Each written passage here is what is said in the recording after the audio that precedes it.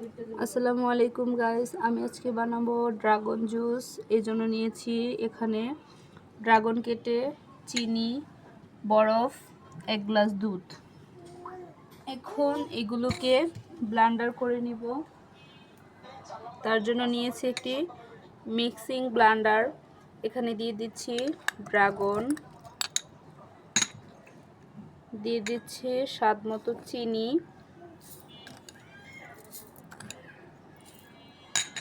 এখন দিয়ে দিচ্ছি বরফ,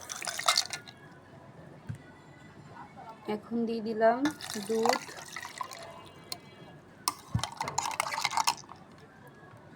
এখন এটাকে আমি 5 মিনিট ব্লেন্ডার করে নিব।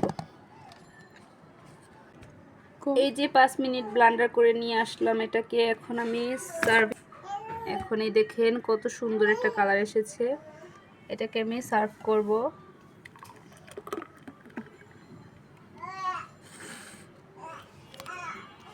দিয়ে দিচ্ছি একটা জুস পাইপ।